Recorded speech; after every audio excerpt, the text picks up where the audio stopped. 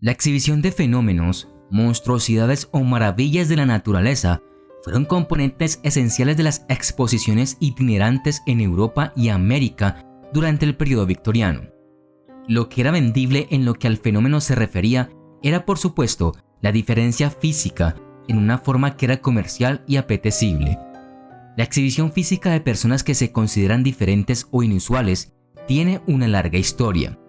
En los periodos medieval y moderno, las personas que se veían diferentes con, por ejemplo, defectos de nacimiento, eran consideradas monstruosas y atraían mucha atención.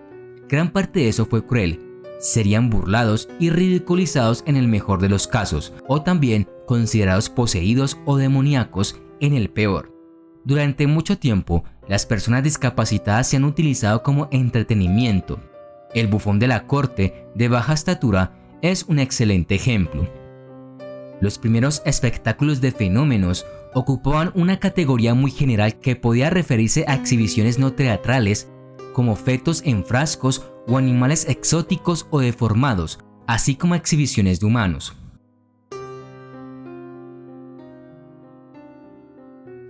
Las personas que pueden ser clasificadas como artistas de espectáculos de fenómenos estaban presentes en Estados Unidos ya en 1738, pero no estaban muy profesionalizadas y aparecían más a menudo en el contexto de conferencias científicas que en representaciones teatrales.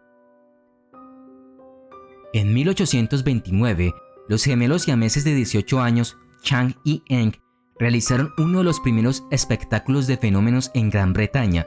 Se exhibieron en un lugar comercial permanente, tenían un gerente que presentó el acto, hubo relatos visuales y textuales del espectáculo y además una actuación. Los gemelos siameses, como se les conocía, realizaron acrobacias y saltos mortales ante un público que pagó media krona por el placer de verlos. Podían hacer preguntas y comprar un folleto de exhibición que contaba la fabulosa historia de los gemelos. El espectáculo fue respaldado por miembros del Royal College of Surgeons, a quienes se les ofreció una actuación privada y se sintieron atraídos por los misterios de la fisiología de los gemelos, mientras que el ciudadano promedio se sentía atraído por el espectáculo exótico. El 23 de marzo de 1844, un enano de 6 años entró en el Palacio de Buckingham. Su nombre era Charles Stratton, también conocido como General Tom Thumb, y medía 65 centímetros de alto. Elevándose por encima estaba el mejor showman, P.T. Barnum. La pareja tuvo una audiencia con la reina Victoria y su séquito de invitados reales, que quedaron hechizados mientras Tom realizaba parodias, trucos e imitaciones durante más de una hora. Victoria estaba histérica cuando Tom sacó una pequeña espada ceremonial y comenzó a luchar con su perro. Más tarde ese día, la reina escribió en su diario que Tom era la mayor curiosidad que yo o de hecho nadie haya visto jamás. Sin darse cuenta, Victoria le había dado al fenómeno su sello real de aprobación. Estaba a punto de producirse una revolución del entretenimiento. Una parte esencial de la narración del cuento consistía en razones maravillosas y médicamente imposibles para explicar a la audiencia la historia de la persona a la que iban a ver.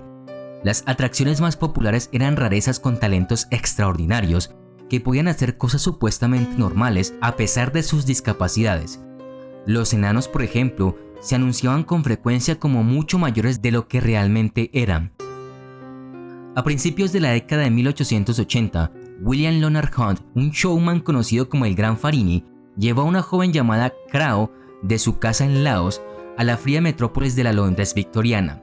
La niña, probablemente de unos 4 años, en el momento de su captura, tenía una apariencia inusual. Estaba cubierta de espeso cabello oscuro y se rumoreaba que tenía una doble fila de dientes, bolas en las mejillas y nudillos de doble articulación. Crow fue exhibida por Farini en el Acuario de Londres en una exhibición que la etiquetó como el eslabón perdido entre los animales y la humanidad.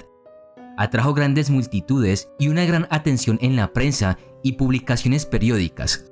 Estos espectáculos de monstruos podían realizarse en tiendas, salas de música, ferias o, como en el caso de Crow, acuarios. Es difícil enfatizar cuán populares fueron estos programas, debido a que a menudo realizaban espectáculos de gira visitando grandes ciudades y pequeños pueblos por igual, que atraían a miles de personas cada año. Esto fue ayudado por la baja tarifa de entrada y algunos cobraron solo 1 centavo por la entrada. También eran accesibles, no era necesario tener mucha educación para disfrutar del espectáculo de fenómenos. Apelaron a todas las clases, tanto adultos como a niños. La industrialización del siglo XIX vio nacer una nueva clase de personas en Europa y América del Norte. Con dinero que perder y tiempo de sobra, buscaban nuevos tipos de entretenimiento. Fue el comienzo de una época dorada de espectáculos de fenómenos en la que se podía obtener una gran riqueza mediante operaciones exitosas. En los Estados Unidos comenzaron a surgir lugares de entretenimiento de bajo nivel conocidos como museos de 10 centavos. Aquí, los clientes verían animales exóticos, objetos misteriosos de todo el mundo y actos anormales. Aunque los espectáculos de fenómenos eran principalmente para el entretenimiento, en el periodo victoriano también se vincularon con ideas sobre la ciencia. Las personas que se consideraban diferentes también podrían mostrarse con fines aparentemente científicos. Este fue el caso de Joseph Merrick, el hombre elefante.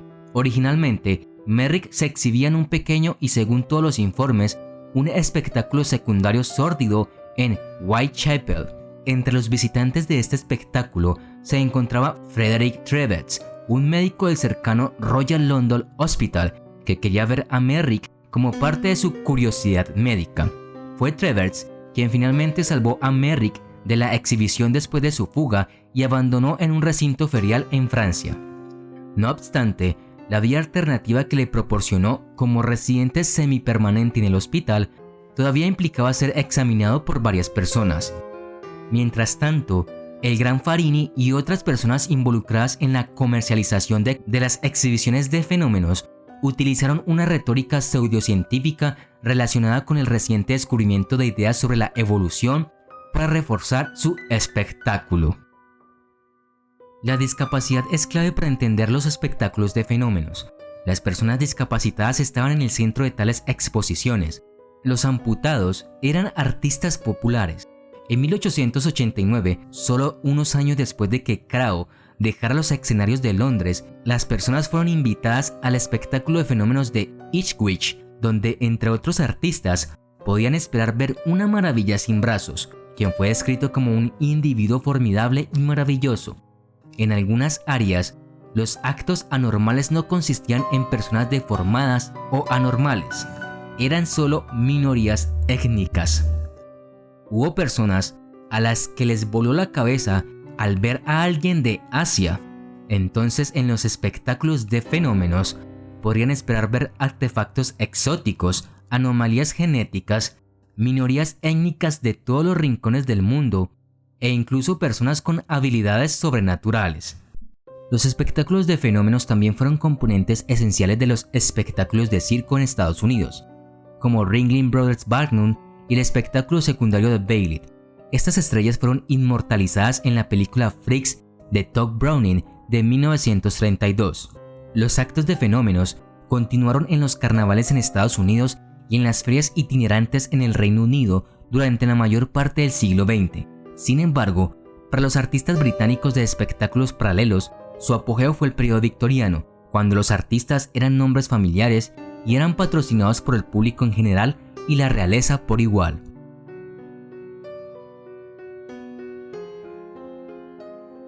Hubo numerosas fuerzas que contribuyeron al declive del espectáculo de fenómenos. A finales del siglo XIX, a medida que la ciencia y la medicina se profesionalizaban, estos artistas pasaban cada vez más de los escenarios a los laboratorios y asilos. El advenimiento del darwinismo social convirtió a los artistas anormales en una amenaza nacional y el auge de la eugenesia señaló el correspondiente temor de que los no aptos frenan el avance evolutivo. Después de la Primera Guerra Mundial, después de la cual las discapacidades fueron mucho más frecuentes, ya no parecía atractivo mirar boquiabiertos a las personas con esta discapacidad. Además, el impuesto al entretenimiento de 1916, que fue diseñado para recaudar dinero para el esfuerzo de guerra, dañó aún más el negocio del espectáculo de fenómenos. A esto se sumó la competencia de películas, radio y deportes nacionales. En la década de 1940, El espectáculo de fenómenos era un caparazón de lo que era antes, aunque los artistas de fenómenos a menudo se trasladaron a las pantallas de televisión.